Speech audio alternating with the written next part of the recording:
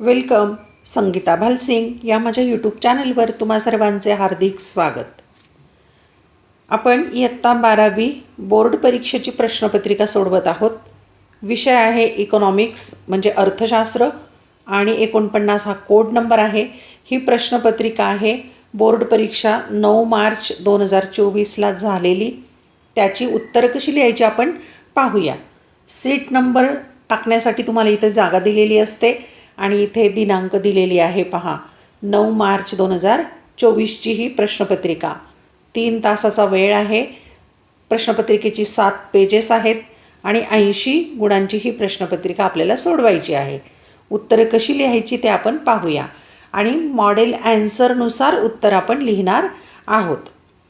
पहा, हे model answer म्हणजे शिक्षकांनी पेपर कसे तपासावेत त्याच्यासाठी मार्गदर्शन असतं, म्हणून याला कॉन्फिडेन्शियल म्हटलेलं आहे. हे टीचरसाठी दिलेलं असतं की कोणत्या प्रश्नाचं उत्तर काय आहे ते त्यांना लिहून दिलेलं असतं. 9 मार्च 2024 इकॉनॉमिक्सची ही उत्तरपत्रिका आहे. मॉडेल ॲन्सर्स म्हणायचं त्याला. आणि स्कीम ऑफ मार्किंग की मार्क्स कोणत्या प्रश्नाला कसे किती द्यायचे. 3 तासाचा वेळ, 7 पेजेस आणि 80 गुणांची ही मॉडेल ॲन्सर आहे. आपण यानुसार उत्तरं लिहिणार आहोत.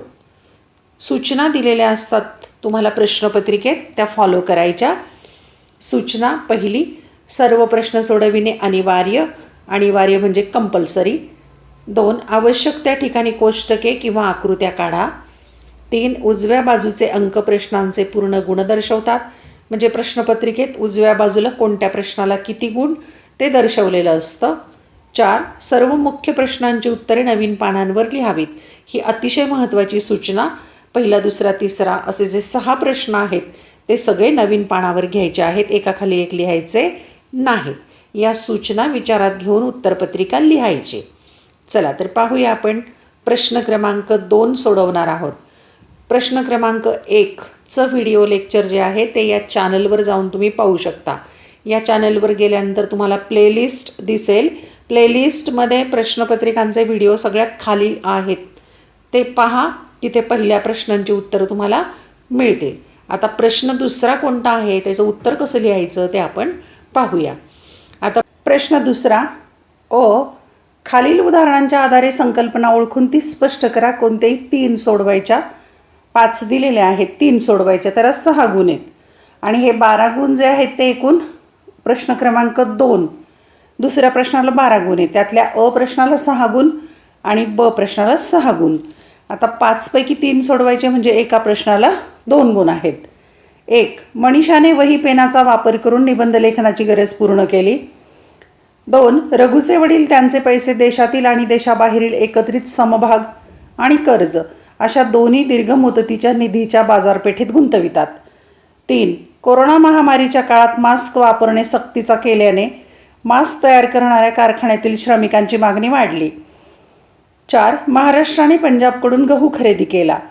5, जागृतीला राज्य सरकारकडून दरमहा 5,000 रुपये निवृत्तीवेतन मिळते. आता या संकल्पना स्पष्ट करायची आणि त्याचं स्पष्टीकरण पण लिहायचं आहे. आता आपल्याला मार्गदर्शन काय दिलं आहे पहा. मॉडेल ॲन्सरमध्ये सांगितलेलं आहे. प्रश्न दुसरा खालील उदाहरणांच्या आधारे संकल्पना ओळखून स्पष्ट करा. कोणतेही 3 सोडवायच्या. 6 गुण आहेत म्हणजे एका प्रश्नाला 2 गुण. म्हणजे प्रत्येक बरोबर उत्तरास 2 गुण मिळतील. संकल्पना ओळखायला 1 गुण आहे आणि स्पष्टीकरण करायला 1 गुण. पहिली संकल्पना आहे उपयोगिता. हा शब्द लिहिला की 1 गुण, स्पष्टीकरणाला 1 गुण. दुसरी संकल्पना भांडवल बाजार किंवा वायदे बाजार लिहिलं तरी चालेल, त्याला 1 गुण आणि स्पष्टीकरणाला गुण. 3, अप्रत्यक्ष मागणीची संकल्पना आहे, त्याचं स्पष्टीकरण पण लिहायचं. 4थी संकल्पना आहे अंतर्गत व्यापार, त्याचं स्पष्टीकरण पण लिहायचं. 5वी संकल्पना हस्तांतरित उत्पन्न, त्याचं स्पष्टीकरण पण लिहायचं. आता आपण या संकल्पना स्पष्ट करूया. मॉडेल ॲन्सरमध्ये जसं उत्तर दिलं आहे तसंच. 1, मनीषाने वही पेनाचा वापर करून निबंध लेखनाची गरज पूर्ण केली. आता आपण उत्तर लिहूया. याचं उत्तर लिहिताना या प्रकारे लिहायचं. उदाहरणातील संकल्पना लिहायची उपयोगिता, इथे 1 गुण मिळेल. त्याचं स्पष्टीकरण करायचं आहे. संकल्पनेचं स्पष्टीकरण, मानवी गरज पूर्ण करण्याची वस्तूमधील क्षमता म्हणजे उपयोगिता होय. दुसरी संकल्पना आहे रघुचे वडील त्याचे पैसे देशातील आणि देशाबाहेरील एकत्रित समभाग आणि कर्ज अशा दोन्ही दीर्घ मुदतीच्या निधीच्या बाजारपेठेत गुंतवितात. याचं उत्तर लिहायचं आहे. उदाहरणातील संकल्पना लिहायची. भांडवल बाजार किंवा वायदे बाजारातील गुंतवणूक. त्याचं स्पष्टीकरण लिहायचं. संकल्पनेचे स्पष्टीकरण. वायदे बाजार हा भारतातील भांडवल बाजाराचा असा एक महत्त्वाचा घटक किंवा संघटना किंवा व्यवस्था आहे ज्यात समभाग, बंधपत्रे, वस्तू इत्यादींच्या बाबतीत व्यवहार होतो. एवढं लिहिलं की 2 गुण मिळतील. तिसरी संकल्पना आहे कोरोना महामारीच्या काळात मास्क वापरणे सक्तीचा केल्याने मास्क तयार करणाऱ्या कारखान्यातील श्रमिकांची मागणी वाढली. याचं उत्तर लिहायचं. उदाहरणातील संकल्पना आहे अप्रत्यक्ष मागणी. संकल्पनेचे स्पष्टीकरण करायचं. ज्या वस्तू व सेवा मानवी गरजा अप्रत्यक्षपणे पूर्ण करतात त्या वस्तू व सेवांना असणारी मागणी म्हणजे अप्रत्यक्ष मागणी होय. उत्पादन घटकांना असणारी मागणी अप्रत्यक्ष असते. उदाहरणार्थ श्रमिक किंवा श्रम. 4. महाराष्ट्राने पंजाबकडून गहू खरेदी केला. याचं उत्तर असं लिहायचं. उदाहरणातील संकल्पना लिहायची. प्रथम ती संकल्पना आहे अंतर्गत व्यापार म्हणजेच वस्तूंची आवक. त्याचं स्पष्टीकरण लिहायचं. राष्ट्राच्या भौगोलिक सीमांच्या अंतर्गत केली जाणारी वस्तूंची व सेवांची खरेदी म्हणजे आवक व विक्री म्हणजे जावक म्हणजेच अंतर्गत व्यापार होय. एवढं स्पष्टीकरण लिहायचं. क्रमांक 5. जागृतीला राज्य सरकारकडून दरमहा 5,000 रुपये निवृत्ती वेतन मिळते. याचं उत्तर लिहायचं. उदाहरणातील संकल्पना हस्तांतरित उत्पन्न म्हणजे एकाकडून दुसऱ्याकडे गेलेलं. स्पष्टीकरण लिहायचं. दुसऱ्या व्यक्तीने किंवा संस्थेने केलेला खर्च हा एखाद्या व्यक्तीस कोणत्याही स्वरूपाचे उत्पादक कार्य न करता उत्पन्नाच्या स्वरूपात प्राप्त होत असेल तर असे उत्पन्न म्हणजे हस्तांतरित उत्पन्न होय. म्हणजे कोणतंही काम न करता मिळालेलं वेतन असतं हे.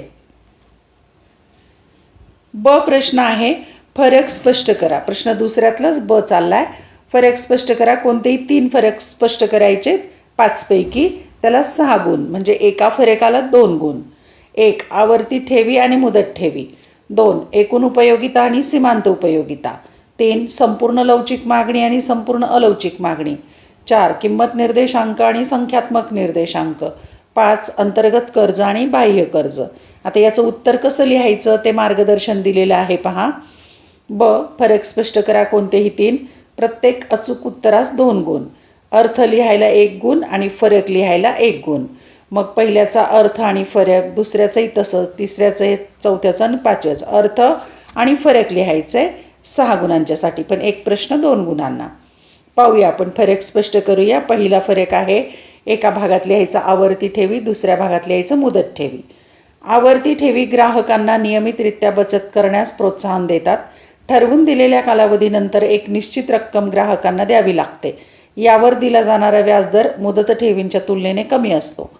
मुदत ठेवी ठराविक कालावधीसाठी ठेवल्या जातात. या ठेवीत असलेली रक्कम ठरवून दिलेल्या कालावधीनंतर काढता येते. यावर दिला जाणारा व्याजदर आवर्ती ठेवींच्या तुलनेत अधिक असतो. असा फरक लिहायचा आहे 2 गुणांच्यासाठी.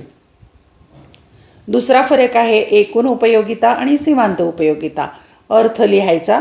वस्तूच्या एका पाठोपाठ एक सेवन केलेल्या सर्व नगांपासून मिळालेल्या उपयोगितांची होणारी बेरीज म्हणजे एकूण उपयोगिता होय. वस्तूच्या शेवटच्या नगाच्या सेवनापासून प्राप्त होणारी अधिकतम म्हणजे अतिरिक्त उपयोगिता म्हणजे सीमांत उपयोगिता होय. फरकाचा दुसरा मुद्दा लिहायचा. मूल्य. सर्वसाधारणपणे एकूण उपयोगितेचे मूल्य धन असते. सीमांत उपयोगितेचे मूल्य धन, शून्य किंवा ऋण असू शकते. तिसरा फरक आहे संपूर्ण लवचिक मागणी आणि संपूर्ण अलवचिक मागणी. अर्थ लिहायचा. वस्तूच्या किमतीतील अल्पशा शेकडा बदलामुळे किंवा वस्तूच्या किमतीतील कोणताही बदल न होताही वस्तूच्या मागणीत अनंत बदल होत असेल तर अशा मागणीस संपूर्ण लवचिक मागणी असे म्हणतात. वस्तूच्या किमतीत शेकडा बदल होऊनही वस्तूच्या मागणीत कोणताही शेकडा बदल होत नसेल तर अशा मागणीस संपूर्ण अलवचिक मागणी म्हणतात. फरकाचा दुसरा मुद्दा आहे उपयोगितेचे लवचिकतेचे मूल्य. संपूर्ण लवचिक मागणीच्या प्रकारात मागणीच्या किंमत लवचिकतेचे मूल्य अनंत असते. इलॅस्टिसिटी ऑफ डिमांड हे अनंत. संपूर्ण अलवचिक मागणीच्या प्रकारात मागणीच्या किंमत लवचिकतेचे मूल्य 0 असते. Elasticity of demand 0. चौथा फरक आहे किंमत निर्देशांक आणि संख्यात्मक निर्देशांक. अर्थ लिहायचा प्रथम. चालू वर्षातील निरनिराळ्या वस्तूंच्या किमतीची बेरीज आणि मूळ वर्षातील निरनिराळ्या वस्तूंच्या किमतीची बेरीज यांच्या गुणोत्तराला 100ने गुणून मोजला जाणारा निर्देशांक म्हणजे किंमत निर्देशांक होय. चालू वर्षातील निरनिराळ्या वस्तूंच्या नगसंख्यांची बेरीज आणि मूळ वर्षातील निरनिराळ्या वस्तूंच्या नगसंख्यांची बेरीज यांच्या गुणोत्तराला 100ने गुणून मोजला जाणारा निर्देशांक म्हणजे संख्यात्मक निर्देशांक होय. दुसरा मुद्दा लिहायचा, सूत्र लिहायचं.